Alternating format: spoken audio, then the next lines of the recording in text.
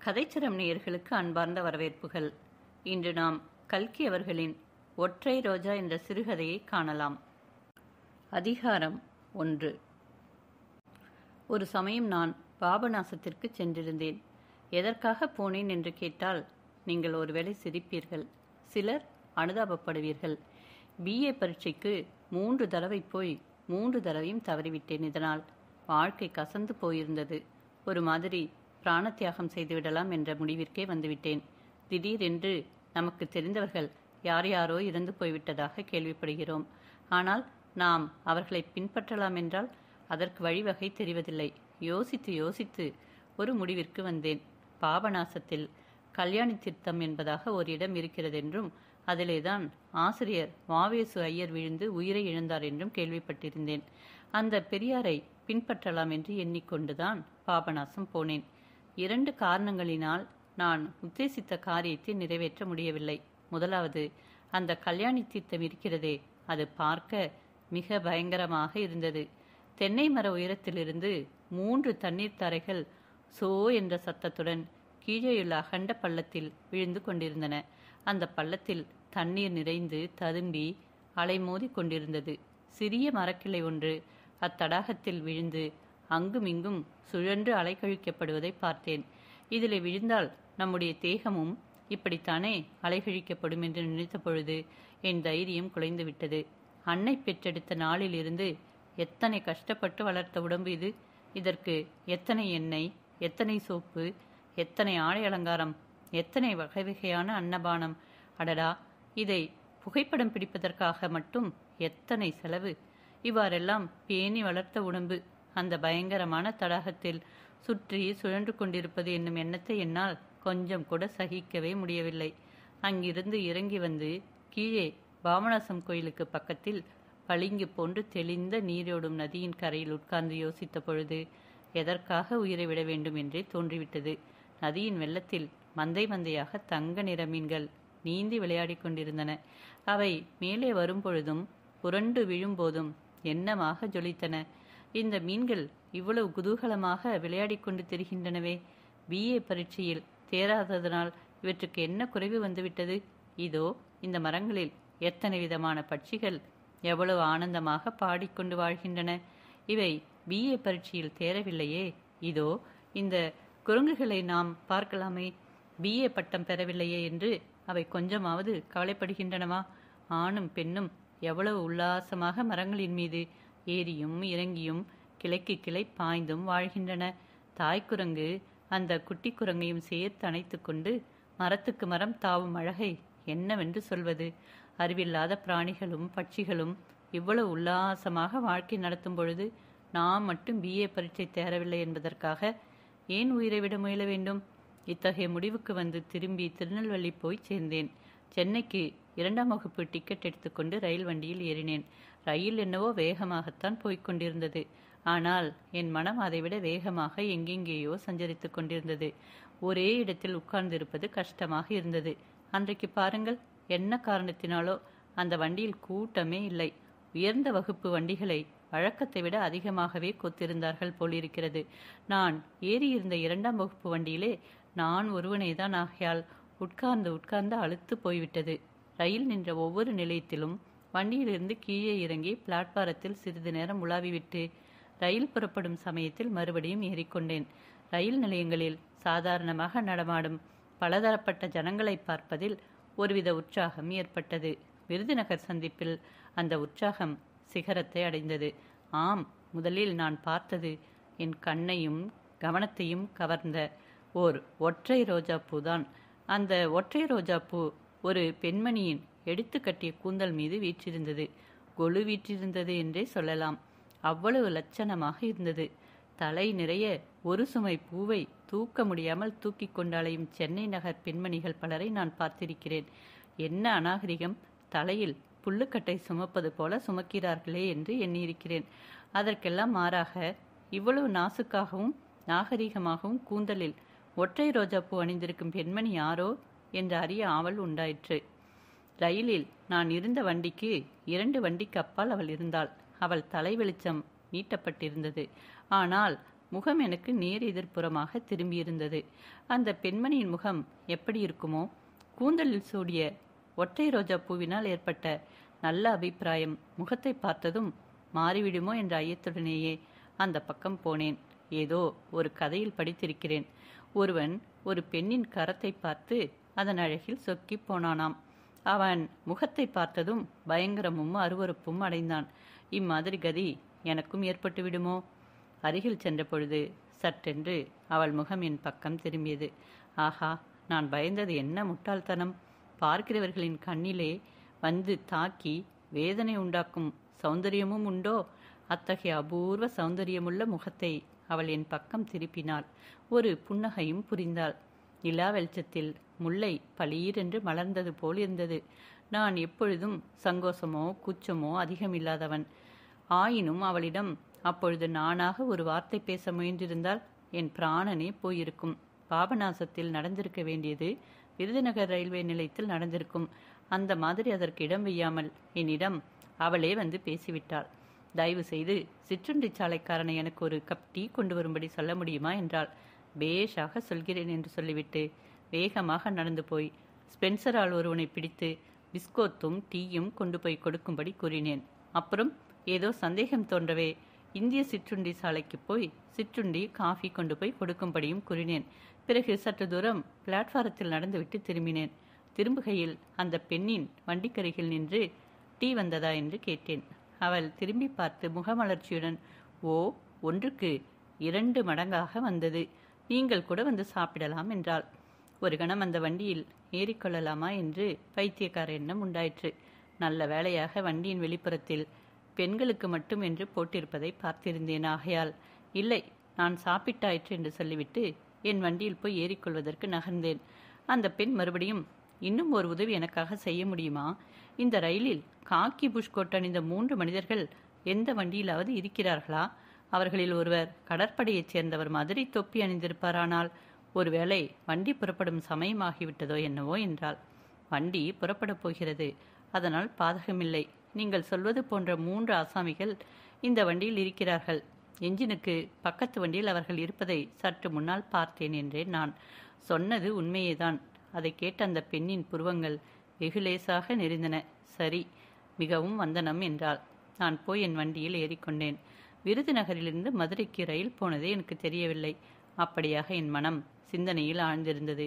என்ன சிந்தனை என்று சொல்ல வேண்டியதில்லை அல்லவா? அந்த பெண் யார்? எங்கிருந்து எங்கே போகிறாள்? தனியாக பிரயாணம் செய்வதன் காரணம் என்ன? பார்த்தால் நாகரிகமான படித்த பெண்ணாக தோன்றுகிறாளே. புஷ்கோட் அணிந்த 3 மனிதர்களை பற்றி எதற்காக விசாரித்தாள் என்றெல்லாம் எனக்கு நானே கேள்விகளை போட்டுக்கொண்டேன். ஆனால் பதில் ஒன்றும் கிடைக்கவில்லை. எனினும் பொழுது மட்டும் சிறிதும் நில்லாமல் ஒரே ஓட்டமாக ஓடிவிட்டது. மதுரை சந்திப்பு வந்ததும் நாட்டில் எத்தனையோ ரயில் நிலையங்கள் இருக்கின்றன. ஒவ்வொன்றுக்கும் ஒரு தனி உருவமும் இருக்கிறது. மதுரை நிலையம் ஒரு தனி ரகம். நிலையத்திற்குள் ரயில் வரும்பொழுது ஜனங்கள் சோர்வைத்த மாதிரி வரிசை வரிசையாக நின்று உற்று பார்த்து கொண்டிருப்பார்கள். என்னத்தை தான் பார்ப்பார்களோ தெரியாது. வந்த ரயிலில் ஏறுவோர் இறங்குவோர் அதிகம் உண்டா என்றால் அதுவும் இல்லை. மாலை நேரத்தில் பொழுது போகாமல் ரயில் நிலையத்திற்கு வந்து வருகிற போகிற வண்டிகளை பார்த்து கொண்டிருக்கும் ஜனங்களைப் போல தோன்றும். சிறு பிள்ளைகள் சிலர் கையில் கையெழுத்து வாங்கும் சிறிய புத்தகங்களை வைத்துக்கொண்டு ரயிலில் யாராவது பிரமுகர்கள் வருகிறார்களா என்று ஆவலுடன் பார்த்து கொண்டு போவார்கள். பத்திரிகை விற்பவர்கள் ஒரு நகரும் பெட்டியில் ஆபாசமான படங்கள் போட்ட மஞ்சள் இலக்கியங்களை வைத்துக்கொண்டு பிரயாணிகள் எதிரே நின்று விடுவார்கள். பிக்சர் போஸ்ட் வேண்டுமா, இல்லஸ்ட்ரேட் வீக்கில் வேண்டுமா என்று கேட்டுக்கொண்டு நிற்பார்கள். வேண்டாம் என்று சொன்னாலும் போக மாட்டார்கள். பெட்டியில் உள்ள ஆபாச புத்தகங்களின் மேல் அட்டையை பிரயாணிகள் பார்ப்பதற்காக காத்து கொண்டிருப்பார்கள். ஏதாவது ஒரு அட்டையின் மேல் அவர்களுக்கு ஆசை விழாதா என்ற நோக்கம். என் முன்னால் அப்படி ஒரு பெட்டி வந்து நின்றதும் இதேதரா தொல்லை என்று நான் கீழே இறங்கினேன். கூட்டத்தில் முண்டியடைத்து கொண்டு பிளாட்பாரத்தில் உலாவத் தொடங்கினேன். பெண்கள் வண்டியில் அந்த பெண்ணை காணவில்லை. சிறிது ஏமாற்றத்துடன் மேலே நடந்தேன். எஞ்சினுக்கு அருகில் பிளாட்பாரத்தில் ஒரு சிறிய கும்பல் நின்றது. யாருக்கோ மாலை போட்டு வழி அனுப்பி கொண்டிருந்தார்கள். ஹிப் ஹிப் ஹுரே என்று கோஷமிட்டார்கள். அதில் என் கவனம் செல்லவில்லை. அந்த கும்பலுக்கு சற்று அப்பால் 4 பேர் நின்று பேசிக் கொண்டிருந்த இடத்தில் என் கவனம் சென்றது. அவர்களில் 3 பேர் காக்கி புஷ்கோட் ஆசாமிகள்.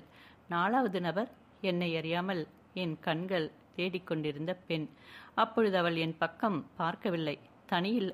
தலையில் அணிந்த ஒற்றை ரோஜாவிலிருந்துதான் அவள் என்று தெரிந்து கொண்டேன். அவள் ஏதோ வேடிக்கையாக பேசியிருக்க வேண்டும். மற்ற 3 பேரும் நகைத்தார்கள். அது எனக்கு ஒரே எரிச்சலாக இருந்தது. அவர்களிடையே போவதற்கும் தைரியமில்லை. அங்கிருந்து நகருவதற்கும் மனம் பெறவில்லை. அவர்கள் என்ன பேசிக் கொண்டிருந்தார்கள் என்று அறிந்து கொள்ள ஆவல் உண்டாயிற்று. நிற்கலாமா நகரலாமா என்று யோசித்துக் கொண்டிருந்த பொழுது அவள் திரும்பினாள். என்னை பார்த்து விட்டாள். உடனே பழையபடி ஒரு முல்லை புன்னகை அவள் முகத்தில் பூத்தது. மறுபடியும் திரும்பி அவர்களுடன் பேசத் தொடங்கினாள். அங்கிருந்து அகல்வதே நலம் என்று தீர்மானித்தேன். திரும்பி போய் என் வண்டியில் ஏறிக்கொண்டேன். எஞ்சின் இருந்த திக்கையே பார்த்து கொண்டிருந்தேன். எதற்காக என்று சொல்ல வேண்டியதில்லை அல்லவா? வண்டி புறப்படும் நேரம் ஆகிவிட்டது. இன்னும் அவள் ஏன் திரும்பி வரவில்லை? அந்த புஷ்கோட் மனிதர்களுடன் அவர்களுடைய வண்டியில் ஏறிவிட்டாளா என்ன? இல்லை, அதோ அவள் வருகிறாள். வேகமாகவே நடந்து வருகிறாள். என்ன அழகான நடை! அவள் நடப்பதாகவே தோன்றவில்லை, மிதப்பதாக தோன்றியது. என் வண்டிக்கு அருகில் வந்ததும் என்னை பார்த்தாள். சற்று தயங்கி நின்றாள். வண்டி புறப்படப் போகிறதே என்றேன். என்னத்தை சொல்ல? அவள் சட்டென்று வண்டி கதவை திறந்து கொண்டு உள்ளே வந்தாள். வந்தவள் எனக்கு எதிரில் உட்கார்ந்து என்னை ஏறிட்டு பார்த்தாள். என் நெஞ்சு அபார வேகமுள்ள விமான எஞ்சினைப் போல அடித்து கொண்டது. பாருங்கள், இப்பொழுதெல்லாம் ரயிலில் தனியாக பிரயாணம் செய்வது அபாயம் என்று சொல்கிறார்களே, பெண்கள் வண்டியில் இன்னும் யாராவது பெண்கள் ஏறுவார்கள் என்று பார்த்தேன். ஒருவரும் ஏறவில்லை. ரயிலில் கொலை கூட நடக்கிறது என்று சொல்லுகிறார்கள். நானும் இந்த வண்டிக்கே வந்துவிடலாமா என்று பார்க்கிறேன். நீங்கள் மதராசுக்குத்தானே போகிறீர்கள் என்று கேட்டாள். எல்லையில்லாத உற்சாகத்துடன் நான், ஆமாம், மதராசுக்குத்தான் போகிறேன். நீங்கள் பேஷாக இந்த வண்டிக்கே வரலாம். சாமான்களை கொண்டு வரச் சொல்லட்டுமா? போர்ட்டர் என்றேன். இப்பொழுது வேண்டாம், அடுத்த ஸ்டேஷனில் பார்த்து கொள்ளலாம் என்று சொல்லிவிட்டு அந்த பெண் இறங்கிச் சென்றாள். அவள் இறங்கியவுடனே யாரோ ஒருவர் சடக்கென்று கதவை திறந்து கொண்டு உள்ளே வந்தார். கையில் ஒரு பிரயாண பெட்டியும் வைத்து கொண்டிருந்தார். பெட்டியை பலகையில் வைத்துவிட்டு என்னையும் போய்க் கொண்டிருந்த பெண்ணையும் 2-3 தடவை மாற்றி மாற்றி பார்த்தார். தொண்டையை கணித்து கொண்டு, மன்னிக்க வேண்டும், ஒருவேளை இந்த வண்டி ரிசர்வ் ஆகியிருக்கிறதோ என்றார். ஆமாம் என்று ஒரு பொய் சொல்லி அவரை இறங்கி போகச் சொல்லலாமா என்று என் மனதில் ஒரு கெட்ட எண்ணம் உதித்தது. அதற்குள் கார்டு குழல் ஊதும் சத்தம் கேட்டது. ரயில் புறப்படுவதற்குள் அவள் வண்டியில் ஏறிவிடுகிறாளா என்று எட்டி பார்த்தேன்.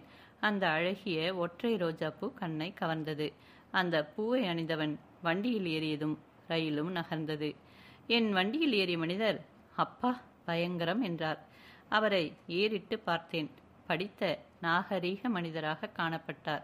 வயது 40 இருக்கும். ஐரோப்பிய உடை தரித்திருந்தார். அவருடைய கண்கள் ரயிலின் அபாய அறிவிப்பு விளக்கைப் போல சிவப்பாக ஜொலித்தன. சட்டைப்பையிலிருந்து ஒரு புட்டியை எடுத்து அதில் இருந்த பானத்தை கடகடவென்று வாயில் விட்டுக்கொண்டு குடித்தார். ஐயோ, என்ன வெப்பம்! மரணதாக எடுத்துவிட்டது என்று தமக்குத்தாமே சொல்லிக் கொண்டார். பிறகு என்னை நோக்கி, அந்த அற்புதத்தை பார்த்தீரா என்றாள். எந்த அற்புதத்தை என்று கேட்டேன். இந்த ஒற்றை ரோஜா பூவைத்தான் என்றார். அதில் அற்புதம் என்ன என்று சிறிது கோபமான குரலில் கேட்டேன். அற்புதம் என்னவா? உமக்கு தெரியாது, தெரிவதற்கு நியாயமில்லை. அந்த ஒற்றை ரோஜா பூவிலே தான் என் உயிர் இருக்கிறது என்று சொல்லிவிட்டு ஒரு விகாரமான புன்னகை புரிந்தார். அவர் ஏதோ அனுசிதமான பரிகாசம் செய்ய போகிறார் என்று எண்ணினேன். ஆகையால் ஆத்திரம் பொங்கிக் கொண்டு வந்தது. இன்னமும் எனக்கு புரியவில்லை என்று கடுமையான குரலில் கூறினேன். ஆமாம், அந்த ஒற்றை ரோஜா பூவில் தான் என் உயிர் இருக்கிறது. ஆகையினாலே 3 நாளாகியும் அது வாடாமல் இருக்கிறது என்றார். நான் சிறு பிள்ளையாக இருந்த பொழுது ஒரு ஆரம்ப பள்ளிக்கூடத்தில் படித்து கொண்டிருந்த பொழுது ஒரு தடவை எங்கேயோ பராக்கு பார்த்து கொண்டிருந்தேன். வாத்தியார் பிரம்பினால் சுளீர் என்று முதுகில் அடித்தார். அச்சமயம் என் தலையில் இருந்த 1000 மின்னல்கள் கிளம்பி வெளியில் சென்றது போல தோன்றியது. அத்தகைய உணர்ச்சி இப்பொழுது உண்டாயிற்று. அந்த ஒற்றை ரோஜா பூ சிறிதும் வாடாமல் இருப்பதின் அதிசயத்தை அதுவரையில் நான் எண்ணி பார்க்கவில்லை. அது நிஜ ரோஜா பூவாக இருக்க முடியாது. நிஜ ரோஜா பூவைப் போல அபூர்வ வேலைப்பாட்டுடன் செய்த செயற்கை ரோஜை பூவாகத்தான் இருக்க வேண்டும். அதனால் என்ன? நிஜ ரோஜா பூவுக்கு பதில் செயற்கை ரோஜா பூவை பார்த்து கொள்வதில் என்ன தவறு? உடனே அவளுடைய அந்த வர்ண கழுத்தில் அணிந்திருந்த இரட்டை வட முத்துமாலை என் கவனத்திற்கு வந்தது. அதுவும் செயற்கை முத்துமாலைதான். அதனால் என்ன? அவர்களுடைய கையில் அணிந்திருந்த 2 அழகிய சங்கு வளையல்களும் என் நினைவுக்கு வந்தன. தங்கத்தினாலும் வைரத்தினாலும் மற்றும் விலை உயர்ந்த இரத்தினங்களினாலும் ஆபரணங்களை செய்து சில ஸ்திரீகள் போட்டுக்கொள்கிறார்கள். அதனால் அவர்களுடைய அழகு அதிகமாகி விடுகிறதா? அவலட்சணம்தான் அதிகமாகிறது. இம்மாதிரி சிந்தனையில் நான் ஆழ்ந்திருந்த பொழுது அந்த மனிதர் தொண்டையை கனைத்துக்கொண்டு, இது 2ஆம் வகுப்பு வண்டியா என்று கேட்டார். ஆமாம் என்றேன். அதுதானே பார்த்தேன். என்னிடம் முதல் வகுப்பு டிக்கெட் இருக்கிறது. திண்டுக்கல்லில் முதல் வகுப்பு வண்டிக்கு போய்விடுகிறேன் என்றார். உடனே எனக்கு ஒரு மகிழ்ச்சி உண்டாயிற்று. அதை அவரும் தெரிந்து கொண்டார். அதற்குள் உமக்கு ஒரு எச்சரிக்கை செய்துவிட விரும்புகிறேன். என்ன எச்சரிக்கை என்று கேட்டேன். அந்த ஒற்றை ரோஜா பூக்காரி பற்றித்தான். அவளுடைய ஊர் பெயர் உமக்கு தெரியுமா என்றார். தெரியாது, தெரிந்து கொள்ள விரும்பவும் இல்லை என்றேன். ஆனாலும் அந்த மனிதர் விடவில்லை. அவள் பெயர் மனோகரி, அவளுடைய ஊர் கொழும்பு என்றார். மனோகரி என்ற பெயரை கேட்டதும் என் உள்ளம் பூரித்தது. என்ன அழகான பெயர்! மனோகரி, மனோகரி என்று 2-3 தடவை வாய்க்குள் சொல்லி பார்த்து கொண்டேன். கொழும்பு நகரை பற்றி நான் எவ்வளவோ கேள்விப்பட்டிருக்கிறேன், ஆனால் பார்த்ததில்லை. நவ நாகரிகத்தில் சிறந்த அந்த நகரத்திலேதான் இத்தகைய பெண் பிறந்து வளர்ந்திருக்கக்கூடும். அதில் ஆச்சரியம் என்ன? அந்த மனிதருடைய பேச்சை கேட்பதில் எனக்கு ஏற்பட்டிருந்த அருவருப்பு மாறிவிட்டது. திண்டுக்கல் ஸ்டேஷன் வருவதற்குள் அவரிடமிருந்து அந்த பெண்ணை பற்றி கூடிய வரையில் தெரிந்து கொள்ள வேண்டும் என்ற ஆசையும் உண்டாகிவிட்டது. அடடா, அந்த ஆசையின் விளைவு என்ன கோர பயங்கரம்! முதலில் நினைத்தபடியே அவருடன் நான் பேச்சு கொடுக்காமல் இருந்திருக்க கூடாதா? உங்களுக்கும் கொழும்புதான் போலிருக்கிறது. அந்த பெண் கொழும்பில் உங்கள் அக்கம் பக்கத்து வீட்டை சேர்ந்தவளோ என்று கேட்டுவிட்டேன். உடனே அவர் தம்முடைய கதையை ஆரம்பித்தார். பயங்கரமான விஷயங்களை படிக்க விருப்பமில்லாத வாசகர்கள் இந்த பகுதியை இங்கேயே விட்டுவிட்டு அடுத்த பகுதியிலிருந்து படிக்கத் தொடங்குவது நலம். அவர் கூறியதாவது, அவளும் நானும் அக்கம் பக்கத்தில் வசிப்பவர்கள் அல்ல. கொழும்பு நகரம் மிக பெரியது. அதில் நான் ஒரு பக்கத்திலும் அவள் ஒரு பக்கத்திலும் இருக்கிறோம். கண்டியிலிருந்து கொழும்பிற்கு வரும் ரயிலில்தான் அவளை முதலில் சந்தித்தேன். அந்த பாதையில் வரும்பொழுது இரு பக்கத்திலும் உள்ள அழகிய காட்சிகளை பற்றி பேசாவிட்டால் நெஞ்சு வெடித்துவிடும். நீர் இலங்கைக்கு வந்ததில்லை. வந்திருந்தால், கண்டி கொழும்பு பாதையில் பிரயாணம் செய்திருந்தால் உமக்கு நான் சொல்வது விளங்கும். அவ்வளவு அழகான இயற்கை காட்சிகளை உலகில் வேறு எங்குமே காண முடியாது. நாங்கள் ஏறி இருந்த வண்டியில் எங்களை தவிர வேறு யாரும் இல்லையாகையால் அவளுடன் நான் பேச வேண்டியதாக இருந்தது. அவளும் உற்சாகமாகவே பேசிக்கொண்டு வந்தாள். கொழும்பு ஸ்டேஷன் சமீபத்ததும் ஒருவருடைய விலாசத்தை ஒருவர் கேட்டு தெரிந்து கொண்டோம். அவளுடைய வாசம் வெள்ளவத்தை என்று தெரிந்து கொண்டேன். மதராசுக்கு மாம்பழம் எப்படியோ அப்படி கொழும்புக்கு வெள்ளவத்தை. தன்னுடைய வீட்டுக்கு ஒரு நாள் வரும்படி கேட்டுக்கொண்டாள். அடுத்த ஞாயிற்றுக்கிழமை வருகிறேன் என்று ஒப்புக்கொண்டேன். அதன்படியே மறு ஞாயிற்றுக்கிழமை வெள்ளவத்தை சென்று அவளுடைய வீட்டை தேடி கண்டுபிடித்தேன். நான் போன பொழுது அவள் வீட்டில் இல்லை. வேலைக்காரன் ஒருவன் இருந்தான். இதோ இப்பொழுது வந்து விடுவார்கள், உட்காருங்கள் என்றான். வீட்டு தாழ்வாரத்தில் போட்டிருந்த சாயமான நாற்காலி ஒன்றில் அமர்ந்தேன். கடற்காற்று சுகமாக வந்து கொண்டிருந்தது. வீட்டு வாசலில் இருந்த சிறிய தோட்டத்தில் புஷ்ப செடிகளும் அலங்கார குரோட்டன்ஸ் செடிகளும் கொழுகொழுவென்று வளர்ந்திருந்தன. அவற்றில் ஒரே ஒரு ரோஜா செடியும் இருந்தது. அந்த செடியில் ஒற்றை ரோஜா ஒன்று மலர்ந்தது. நான் புஷ்பங்களின் ராஜா என்று அது பறையறைந்து கொண்டிருந்தது. நேரமாக ஆக என் மனதில் ஒரு பதபதைப்பு ஏற்பட்டது. இது யார் வீடோ என்னவோ, அந்த பெண்ணிற்கு சொந்தக்காரர்கள் எப்படிப்பட்டவர்களோ, அவள் அழைத்தாள் என்று நாம் வந்து விட்டோமே, இது சரியான காரியமா என்ற எண்ணங்கள் தோன்றி என் உள்ளத்தை குழப்பின. சிறிது நேரத்திற்கெல்லாம் மனோகரி வந்தாள். என்னை பார்த்ததும் அவள், வாருங்கள் வாருங்கள், நீங்கள் வருவதாக சொன்னதை மறந்துவிட்டேன் என்றாள். பிறகு அவளுடன் வந்தவருக்கு என்னை அறிமுகப்படுத்தி வைத்தாள். பிறகு என்னை உள்ளே அழைத்து போய் விருந்தினரை வரவேற்பதற்குரிய விசாலமான அறையில் உட்கார வைத்தாள். சிறிது நேரத்திற்கெல்லாம் அவளும் வந்து எதிரில் உட்கார்ந்து கொண்டாள். வேலைக்காரன் டீ கொண்டு வந்து கொடுத்தான். நான் டீ சாப்பிட்டு கொண்டே இருக்கையில் என் பின்னால் வந்து யாரோ நிற்பதை உணர்ந்தேன். உடனே என் மண்டையில் படீர் என்று ஒரு அடி விழுந்தது. அவ்வளவுதான், செத்து விழுந்து விட்டேன். ஆமாம் ஐயா, ஆமாம், செத்துதான் விழுந்தேன். உமக்கு நம்பிக்கைப்படாததான், கதையை பூராவும் கேட்டுவிடும். செத்து விழுந்த என் பேரில் ஒரு கம்பளத்தை போட்டு மூடினார்கள். நான் செத்து போய்விட்டேன் என்று எனக்கு நன்றாக தெரிந்தது. ஆனால் என் உயிர் மட்டும் அங்கேயே சுற்றி வந்து கொண்டிருந்தது. என் உடம்பை இவர்கள் என்னதான் செய்ய போகிறார்கள் என்று அறிந்து கொள்ள விரும்பினேன். அதனால் நான் அங்கேயே வட்டமிட்டு கொண்டிருந்தேன். அன்று நள்ளிரவில் இந்த பெண்ணும் அவளோடு வந்த ஆடவனும் என் உடலை தூக்கி கொண்டு போனார்கள்.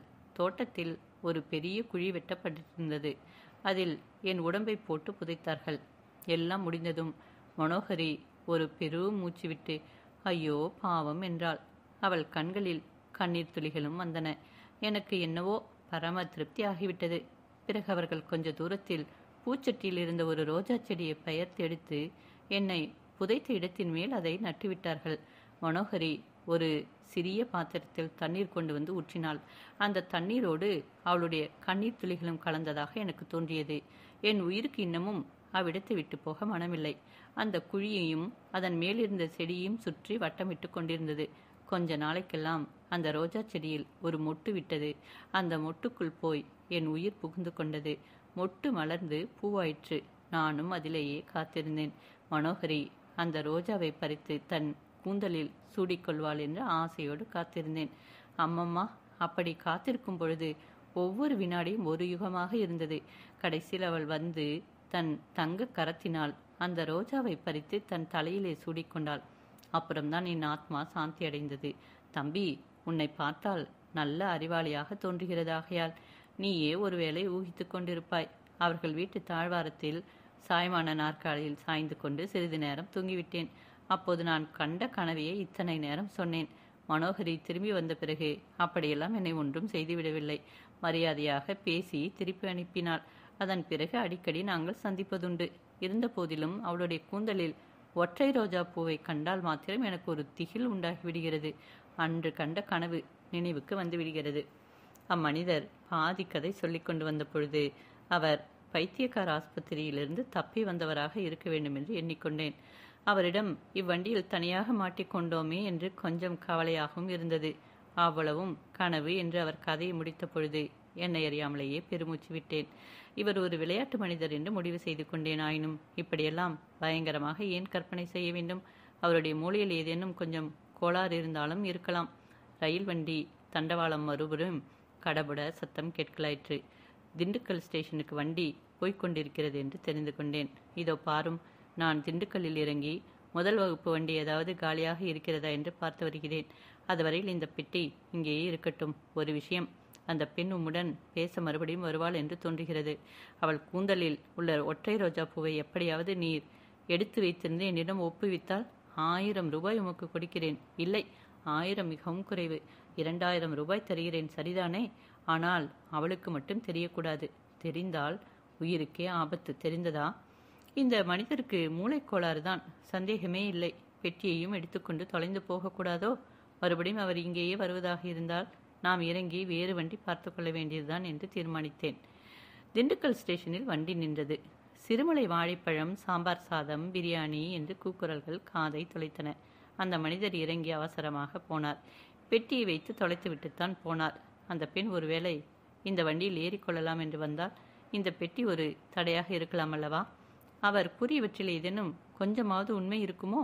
அந்த பெண்ணின் ஊர் கொழும்பு, அவள் பெயர் மனோகரி என்பவை என்னும் நிஜமாக இருக்குமோ? அதிக நேரம் நான் யோசிக்க முடியவில்லை. அவளே வந்துவிட்டாள். என் வண்டியின் அருகில் வந்து நின்றாள். நானும் மரியாதைக்காக கீழே இறங்கினேன். இங்கே ரயில் எத்தனை நேரம் நிற்கும் என்று கேட்டாள். 5 நிமிஷம்தான் நிற்கும். அப்படியானால் என் சாமான்களை இங்கே ஏற்ற முடியாது. திருச்சிராப்பள்ளியில் தான் ஏற்ற வேண்டும். இந்த வண்டியில் வந்து ஒருவர் ஏறினாரே, அவர் இறங்கி போவதை பார்த்தேன். அவர் என்னை பற்றி ஏதாவது சொன்னாரா என்றாள். ஆம், ஏதேதோ சொன்னார். அதையெல்லாம் நான் பொருட்படுத்தவில்லை. அவர் என்னதான் சொன்னார் என்று கேட்டாள். உங்கள் ஊர் கொழும்பு என்றும் பெயர் மனோகரி என்றும் சொன்னார். உங்களை அவருக்கு பழக்கம் உண்டு என்றும் கூறினார். அவ்வளவு வரை அவர் கூறியவை உண்மைதான். வேறு ஒன்றும் சொல்லவில்லையா? இன்னும் ஏதோ உளறினாள். அதையெல்லாம் ஏன் கேட்கிறீர்கள்? ஆம், என்னை பற்றி ஏதாவது அவதூறு கூறியிருப்பார். அதையெல்லாம் நீங்கள் நம்பாததற்கு மிகவும் வந்தனம். நான் பயந்தது உண்மையாயிற்று. அங்கே புஷ்கோட் மனிதர்கள் 3 பேர், இங்கே சூட் போட்ட ஒருவர். ஆக 4 பேர் என்னை தொடர்ந்து இந்த வண்டியில் வருகிறார்கள். நீங்கள் தான் எனக்கு உதவி செய்ய வேண்டும். எதற்காக உங்களை தொடர்ந்து வருகிறார்கள்? எதற்காக நீங்கள் பயப்பட வேண்டும்? எனக்கு ஒன்றுமே புரியவில்லையே. உண்மையில் அபாயம் ஏற்படுவதாக இருந்தால் சும்மா இருந்து என்ன பயன்? ரயில்வே போலீசாரிடம் சொல்லலாமே என்றேன். வேண்டாம் வேண்டாம், போலீசாரிடம் மட்டும் சொல்ல வேண்டாம். அதை காட்டிலும் இவ்விதம் கூறிய மனோகரி பேச்சை நடுவில் நிறுத்தி என் வண்டிக்குள் எட்டி பார்த்தாள். அங்கே வைத்திருந்த பெட்டி அவளுடைய கவனத்தை அடியோடு கவர்ந்து விட்டதாக தெரிந்தது. அதை உற்று பார்த்து கொண்டே நின்றாள். அப்பொழுது அந்த அழகிய பால் வடியும் முகத்தில் பீதியின் சாயை பரவியதை பார்த்தேன். எனக்கு அவளிடம் பரிதாபமும் உண்டாயிற்று. ஒருவித வியப்பும் உண்டாயிற்று. ஆமாம், அது அந்த மனிதருடைய பெட்டிதான். பிற்பாடு வந்து எடுத்துக்கொள்வதாக சொல்லிவிட்டு போனார் என்றேன். திருச்சியில் உங்கள் வண்டியில் வந்து ஏறிக்கொள்ளலாம் என்று எண்ணியிருந்தேன். அதுவும் முடியாது போலிருக்கிறது என்றாள். ஏன் முடியாது? அந்த ஆசாமி மறுபடியும் வந்தால் அவரை விரட்டி அடித்து விடுகிறேன். அல்லது 2 பேரும் வேறொரு வண்டியை பார்த்து ஏறுவோம். 3ஆம் வகுப்பில் வேண்டுமானாலும் ஏறிக்கொண்டு போவோம். நீங்கள் கொஞ்சம் கூட பயப்பட வேண்டாம். நான் இருக்கும் பொழுது உங்களுக்கு ஒருவித அபாயமும் வருவதற்கு விடமாட்டேன் என்றேன். சரி, எல்லாவற்றிற்கும் திருச்சி ஜங்ஷனில் யோசித்துக் கொள்ளலாம் என்று சொல்லிவிட்டு மனோகரி திரும்பி அவள் வண்டிக்கு போனாள். அவள் தலையில் இருந்த ஒற்றை ரோஜா பூ மீண்டும் என் கண்ணில் பட்டது. அந்த தடவை அது ஏதோ மர்மம் நிறைந்த பொருளாக எனக்கு தோன்றியது. பெட்டியை எடுத்துக்கொண்டு போக அந்த மனிதர் வரவே இல்லை. ரயில் புறப்பட்டு விட்டது. கொந்தளிக்கும் கடலில் அலைகள் எழுந்து விழுவது போல என் மனதில் எண்ண அலைகள் வந்து மோதின. மனோகரியும் அவளை தொடர்ந்து அதே ரயிலில் வருவதாக அவள் கூறிய 4 பேரும் அந்த அலைகளில் புரண்டு புரண்டு எழுந்தார்கள். ஏதோ ஒரு மர்ம சுழலில் நான் சிக்கிக் கொண்டு விட்டதாக தோன்றியது. அது என்னவாக இருக்கும் என்று எவ்வளவோ யோசித்தும் தலைகள் ஒன்றும் புரியவில்லை. அந்த பெண் ஏதோ ஒரு சங்கடத்தில் சிக்கிக் கொண்டிருக்கிறாள் என்பது மட்டும் நிச்சயம். எது எப்படி இருந்தாலும் அவளுக்கு ஆதரவாக நின்று உதவி செய்ய வேண்டும் என்று தீர்மானித்துக் கொண்டேன். அந்த முயற்சியில் உயிரையே கொடுக்க வேண்டியிருந்தாலும் சரிதான். பாபநாசம் அருவியில் விழுந்து உயிர் துறந்து அனாதை பிணம் ஆவதை காட்டிலும் இப்படிப்பட்ட ஒரு நிராதாரமான பெண்ணுக்கு உதவி செய்து உயிரை விடுவது மேலல்லவா? ஒருவேளை அதற்காகவே தான் கடவுள் பாபநாசத்தில் நம்முடைய புத்தியை மாற்றி அருளினாரோ என்னவோ. ஆனால் மனோகரி கொஞ்சம் நம்மிடம் அதிக நம்பிக்கை வைத்து எல்லாவற்றையும் விவரமாக கூறினால் நம்முடைய அறிவை பூரணமாக பயன்படுத்தி அவளுக்கு உதவி செய்ய பார்க்கலாம். எல்லாவற்றிற்கும் திருச்சிராப்பள்ளி வரட்டும், பார்ப்போம். கேட்டால் சொல்லாமலா போகிறாள்? இப்படியெல்லாம் நான் எண்ணிக்கொண்டிருக்கையில் அந்த ஒற்றை ரோஜா பூ மட்டும் என் மனக்கண் முன்னால் இடைவிடாமல் தோன்றிக்கொண்டே இருந்தது. திருச்சி ஜங்ஷன் வந்தது. 5ஆம் நம்பர் பிளாட்பாரத்தில் இன்ன வண்டி வந்திருக்கிறது என்றும் 6ஆம் நம்பர் பிளாட்பாரத்திலிருந்து இன்ன வண்டி புறப்படப் போகிறது என்றும் ஒளிபெருக்கி அலறிக்கொண்டிருந்தது. வண்டியிலிருந்து இறங்கி நின்றேன். என் கண்கள் 2 பக்கமும் திரும்பி திரும்பி பார்த்தன. பெட்டிக்கு உடைய மனிதர் வருகிறாரோ என்று ஒரு பக்கம் பார்த்தன. ஒற்றை ரோஜா பூவை இன்னொரு பக்கம் ஆவலுடன் எதிர்பார்த்தன. முதல் வகுப்பு பெண்கள் வண்டியிலிருந்து அவளுடைய முகம் எட்டி பார்த்தது. பிறகு அவள் வண்டியிலிருந்து இறங்கினாள். பிளாட்பாரத்தில் அதிக வெளிச்சமில்லாதிருந்த ஒரு இடத்துக்கு போய் நின்றாள். அப்படியும் இப்படியும் திரும்பி திரும்பி பார்த்து கொண்டு நின்றாள். சற்று நேரம் நான் பொறுத்து பார்த்துவிட்டு இறங்கி போனேன். அவள் அருகில் சென்று என்ன தீர்மானம் செய்தீர்கள் என்று கேட்டேன். இன்னமும் யோசித்துக் கொண்டிருக்கிறேன். ஒரு முடிவிற்கும் வர முடியவில்லை. எனக்கு என்னவோ நீங்கள் அனாவசியமாக பயப்படுகிறீர்கள் என்று தோன்றுகிறது. அப்படித்தான் எனக்கு ஒரு சமயம் தோன்றுகிறது. இன்னொரு சமயம் அந்த 3 புஷ்கோட் ஆசாமிகளை நினைத்தால் பயமாக இருக்கிறது. எதுவாக இருந்தாலும் இருக்கட்டும். உங்களுக்கு அப்படி பயமாக இருந்தால் என் வண்டியில் வந்து ஏறிக்கொள்ளுங்கள். வந்து விடலாம். ஆனால் அந்த பெட்டிக்காரர் வந்து பெட்டி எடுத்து கொண்டு போய்விட்டாரா? இன்னும் இல்லை. அதனால்தான் யோசிக்கிறேன். வண்டி புறப்படும் சமயத்தில் அவர் திடீரென்று வந்து ஏறிக்கொண்டால் என்ன? நான் இருக்கும் பொழுது. அதைவிட பெண்கள் வண்டியில் நான் தனியாக இருப்பதே நல்லது. உங்களுக்கு என்னதான் தோன்றுகிறது? எதற்காக இவர்கள் எல்லோரும் உங்களை தொடர்கிறார்கள்? ஒரு காரணமும் ஊகிக்க முடியவில்லையே. மதுரை ஜங்ஷனில் அவர்களுடைய பேச்சில் 2 வார்த்தை என் காதில் விழுந்தது. அதிலிருந்து ஏதாவது ஊகிக்க முடிந்ததா? ஏதோ விலை உயர்ந்த வைரங்களை பற்றி பேசிக்கொண்டார்கள். அவர்கள் சுங்க இலாக்கா அதிகாரிகள் என்று தோன்றுகிறது. நான் ஏதோ வைரங்களை ஒழித்து எடுத்து போகிறேன் என்று அவர்கள் சந்தேகிக்கிறார்கள் போல் இருக்கிறது என்றாள் மனோகரி. இதை கேட்டு நான் சிரித்து விட்டேன். மனோகரியும் சிரித்தாள். அவள் சிரித்த அந்த சிரிப்பு என் காதில் கிண்கிணி நாதமாக ஒலித்தது. என்ன முட்டாள்தனம்! நீங்கள் தான் அது விஷயத்தில் மிக பரிசுத்தமாக இருக்கிறீர்களே. ஒரு குன்றுமணியடை தங்கமோ ஒரு சிறிய மூக்குத்தி திருகு வைரமோ உங்கள் உடம்பில் இல்லையே. அதனாலேயே உங்களை எனக்கு மிகவும் பிடித்திருக்கிறது. மதராஸில் சில பணக்கார வீட்டு ஸ்திரீகள் உடம்பெல்லாம் வைரமாக வருகிறார்கள். அந்த அவலட்சத்தினை பார்த்து கூசிய என் கண்களுக்கு உங்களை பார்த்தால் சேச்சே, என்னமோ சொல்லி கொண்டு போகிறேனே. எல்லாம் சரியாகத்தான் சொல்கிறீர்கள். பாக்கியும் சொல்லி முடியுங்கள். அதோ. திரும்பி பார்த்தேன். என் வண்டிக்கு பக்கத்தில் 2 வந்து நின்றார்கள். ஒருவர் பெட்டியை வைத்து விட்டு போனவர், இன்னொருவர் புது மனிதர். பெட்டிக்குரியவர் இன்னொருவரிடம் ஏதோ கூறினார். இருவரும் சுற்றுமுற்றும் பார்த்தார்கள். பிறகு அங்கிருந்து அகன்றார்கள். பெட்டி வண்டிக்குள்ளேயே இருந்தது. ஆர்வத்துடன் அந்த காட்சியை பார்த்து கொண்டிருந்த மனோகரி 4 பேருடன் இன்னொருவரும் சேர்ந்தாயிற்று என்றாள். அவளுடைய அழகிய முகத்தில் பீதி ததும்ப அங்கும் இங்கும் அவள் மிரண்டு பார்த்த பொழுது 4 புறமும் வேடுவர்களால் சூழப்பட்ட மானின் மருண்ட பார்வை என் நினைவிற்கு வந்தது. சுற்றிலும் வலைகள் நெருங்கி வருவதை உணர்ந்த மீன் துவண்டு துடிப்பதைப் போல அவளுடைய நயனங்கள் துடித்து கொண்டிருந்தன. எனக்கும் சிறிது கலக்கமாகத்தான் இருந்தது. ஆயினும் வெளியில் காட்டிக்கொள்ளவில்லை. அவளுக்கு தைரியம் கூறவும் கூடுதலான உதவி செய்யவும் விரும்பினேன். ரயில்வே ஜங்ஷனில் எத்தனையோ பேர் வருவார்கள் போவார்கள். எல்லோரும் உங்களை தேடுவதாக ஏன் எண்ணிக்கொள்கிறீர்கள் என்று கேட்டேன். காரணமில்லாமல் பயப்படும்படியான அவ்வளவு பெரிய அசடு என்று என்னை பார்த்தால் தோன்றுகிறதாக்கும். மன்னிக்க வேண்டும், அப்படி நான் சொல்லவில்லை. அவர்கள் தங்களை தேடி வருகிறவர்கள் மூடர்களாக இருக்கலாம் அல்லவா? அவர்கள் எல்லோரையுமே மூடர்கள் என்று நான் ஒத்துக்கொள்ள முடியாது. ஏன், அவர்களில் ஒருவர் என் தகப்பனார். என்ன? ஆமாம், கடைசியாக வந்தவர் என் தகப்பனார். அவர் பெயர் எழுதிய பெட்டிதான் தங்கள் வண்டியில் இருந்தது. திண்டுக்கல்லியில் இறங்கியவர் என் தகப்பனாரின் உதவிக்கு வந்தவராக இருக்க வேண்டும். எனக்கு ஒன்றும் புரியவில்லை. கண்ணை கட்டி காட்டிலே விட்டது போல் இருக்கிறது. தங்கள் தகப்பனார் தங்களை எதற்காக தேடி வர வேண்டும் என்றேன். மகளிடம் தகப்பனாரிடம் இருக்கக்கூடிய வாஞ்சியினால்தான் நான் என் காதலனுடன் இந்தியாவுக்கு போகிறேன், கவலைப்பட வேண்டாம் என்று அப்பாவுக்கு கடிதம் எழுதி வைத்துவிட்டு வந்தேன். உடனே புறப்பட்டு ஓடி வந்திருக்கிறார். இவ்வளவு சீக்கிரம் வந்து விடுவார் என்று நான் நினைக்கவில்லை. ஆகாய விமானம் ஒன்று இருக்கிறது என்பதை மறந்துவிட்டேன். ஆகாயம் இடிந்து என் தலையில் விழுந்தது போலிருந்தது. ஆனாலும் அதில் என்ன வியப்பு? இப்படிப்பட்ட அழகிக்கு ஒரு காதலன் இருப்பதில் வியப்பில்லைதான். கொம்பு தேனுக்கு முடவன் ஆசைப்பட்டு ஆவதென்ன? அப்படியானால் நான் விடைபெற்று கொள்ளட்டமா என்றேன். அப்பொழுது என்னை அறியாமலேயே என் குரலில் ஒருவித இயக்கம் தொனித்தது. நீங்கள் உதவி செய்வீர்கள் என்று நினைத்தேன். என்னை கைவிட்டு விட்டு போகிறீர்களே. நான் என்ன உதவி செய்ய முடியும்?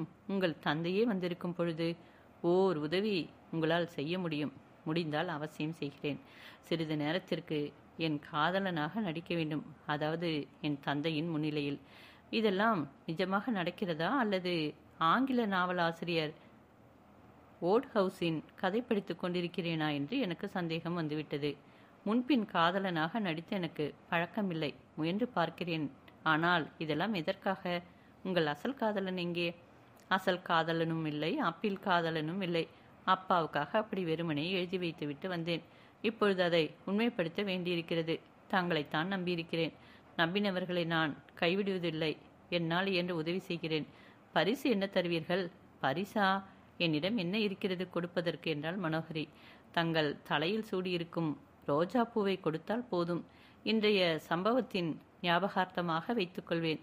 மனோகரியின் பால்வடியும் முகத்தில் அப்பொழுது ஒரு லேசான நிழல் சாயை படர்வதை கவனித்தேன். இப்பொழுது என் உள்ள நிறைவில் ஒரு கள்ளம் புகுந்தது. இவள் உண்மையாக அபாயத்தில் சிக்கிக் கொண்டிருப்பவள்தானா அல்லது எல்லாம் வெறும் நடிப்பா?